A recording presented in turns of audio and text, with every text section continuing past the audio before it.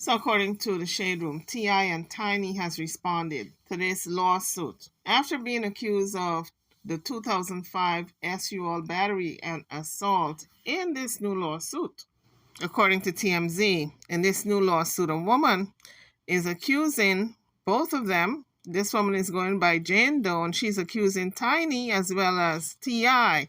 of assaulting her, SUL assaulting her back in 2005. TMZ said they do not know the date or location that this occurred. But what they do know in the lawsuit is that Miss Jane Doe is also suing the couple for negligence and false imprisonment.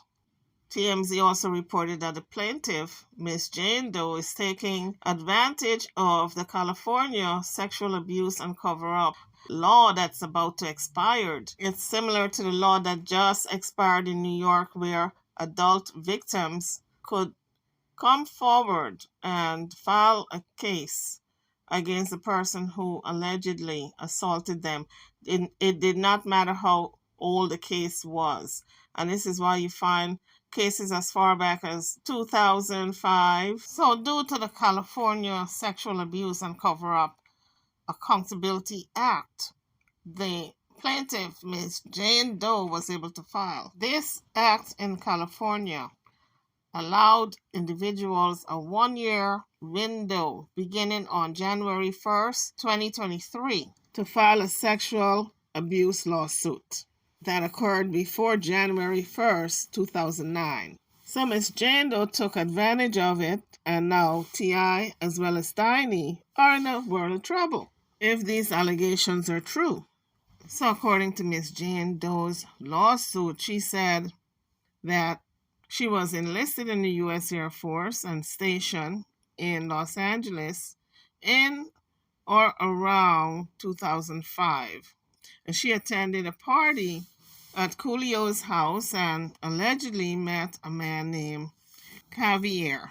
Miss Jane Doe said the man worked for T.I. and Tiny. And Cavier told Miss Jane Doe that T.I. and Tiny would be at a nightclub the following evening. So this is when Miss Jane Doe allegedly met T.I. and Tiny. She took herself down there to the club to meet them. So the lawsuit states that the night began with Miss Doe participating in her order of drinks. However, she was also allegedly given an alcoholic beverage from Tiny, which she shared with a friend. Now I'm thinking to myself, Tiny and Tip don't know this woman. They don't know her angle if she was working for somebody, one of their enemies maybe. Why would they be cozying up to this woman and sharing drinks and drinking with her and her friend? And she's not a celebrity, not to my knowledge. Why would they be even in her company? Was this a hookup? I want to know. I'm just saying. I don't know, but let's continue. So the lawsuit alleges that Ms. Doe, upon leaving the nightclub, T.I. as well as Tiny allegedly asked her to ride with them, and the woman's friend was told to ride with Cavier, and they would all meet up at the same place. Miss Jane Doe said things did not go as planned. She said that, unbeknownst to her, 2 other women, unknown women, joined the car. 2 unknown women that she didn't know joined the car with T.I. and Tiny.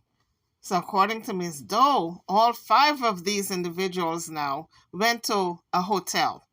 And when they went to the hotel, the 2 women were kicked out by Tiny. She didn't want them there. She just wanted herself, Ms. Doe, and her husband Tip. So Ms. Doe said Tiny, at that point, took her into the bathroom where they all got naked. So she said she was feeling the effects of the alcohol and she started to get dizzy, and Tiny told her to lay on the bed. So then she said Tiny told her to rub her down with massage oil, and then she was pinned on the bed by Tiny. I don't know. I was scratching my head about that particular one because we know Tiny is a little person. How much pinning can she do? So then, Miss Jane Doe said Tiny started to rub her naked body against hers. It was woman on woman the rubbing started. So Miss Doe said at that point, T.I. penetrated her vagina with his toe. Was it the big toe, the little toe? She did not specify. So she said at that point she rejected T.I. and attempted to push him away before she left the bedroom. At that point, upon leaving the bedroom, she went to the bathroom to go vomit. So Miss Jane Doe said as she is in the bathroom throwing up, she heard a voice saying, "Are you all right? Looks like you in last place." She says that's what the rapper said to her mockingly. So I'm assuming maybe it was T.I. because she said the rapper. Tiny's not a rapper, she's a singer. So I'm assuming that that's what T.I. said to her. So she said from that point on, she passed out until the following day. And when a security guard awoke her, she noticed that her vagina was in serious pain. So if this is true, this is all alleged because it haven't been proven yet in the court of law. My first question is, why did she go there? She knew, if it's true, she knew by going there what was going to take place, right? Secondly, was this a date rape type of drug that was used on her for her to be knocked out the entire time that she was being SA'd? This is not shaming the victim. I just want to know, why did she go up to the hotel room? It's not like going to Tiny's house and T.I.'s house and saying, well, see my beautiful house and meet my kids and I want to be friends with you. This is a hotel at what 3, 4 in the morning? What happens at that time in the morning? So she said her vagina was in serious pain, aching and burning. At that point, she said the security guard escorted her out of the hotel room and left. And she left Tip and Tiny sleeping in the bed. So if she woke up in the bed with them, and I'm wondering who called the security guard to escort her out the room? Tip and Tiny was sleeping, so she must have called the security guard herself. Why couldn't she just get dressed and leave without calling a security guard? All these things are not adding up. It's not making sense. Was she setting them up to sue them by calling the guard as a witness that she was there? So T.I. and Tiny's attorney responded to the lawsuit. So T.I. and Tiny's attorney said not only is the claim bogus, but they missed the deadline to file the lawsuit. Tiny as well as Tip denied the allegations against them.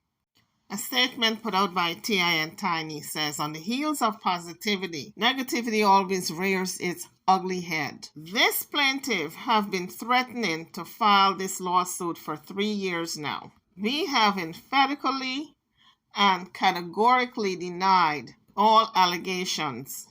For 3 years we have maintained our innocence and refused to pay these extortionate demands for things we didn't do. For 3 years, we've maintained the same position, while the claims in this story have changed time and time again. Our position is clear. We are innocent of these false claims. We will not be shaken down, and we look forward to our day in court. So Ms. Jane Doe said when she went to the LA nightclub the following night and was with Tiny and T.I. in the VIP section, she ordered 2 drinks before Tiny allegedly handed her a 3rd drink. So Ms. Jane Doe claims that after she was handed this 3rd drink by Tiny, she claims she never saw Tiny sipping her drink. So this is what I'm thinking, folks. Even if she was handed a drink that was spiked with something, that was laced with something, she had a friend there. Didn't she have a friend there?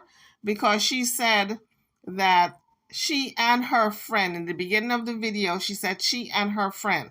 So if her friend was there, they had each other's back. And I go back to the original question, why did she agree to go to the hotel with them? Even if 2 other women joined the car on the way to the hotel, she said 2 other women joined the car. That does not excuse her upping herself and willingly going with them to the hotel. But she said her drink was spiked, allegedly. And she said that's the 3rd drink that Tiny handed to her. So I'm wondering, where was the friend in all this? Didn't the friend notice that she was a little more tipsier than she should have been? Now, the friend went into the other car with Caviar. how come they all didn't go to the hotel? She said the plans were changed. So I guess the friend did not end up going because Caviar was doing the driving and didn't drive her, the friend, to the same hotel. So Miss Jane Doe said she didn't see Tiny sip her drink. But she said her friend, who was there at the nightclub with her, she shared her drink with the friend. Now I'm thinking, which drink did she share? The third drink or the first two drinks? She did say in the filing that the two women that was picked up along the way to the hotel, all of them ended up in the hotel room, but the two women were asked to leave. Since her friend was in a different car with Caviar, the friend wasn't there to have her back and protect her, so she was all alone with Tiny and T.I. She also said in her lawsuit that T.I., Tiny, and herself took a shower. And from that point, she began to feel lightheaded. I'm over and out, guys. Drop your comments. What do you think about this story? I'll see you all in the next one. Don't forget to hit the like bell and subscribe to the channel if you haven't done so as yet. I'll see you all in the next one. Thank you for watching.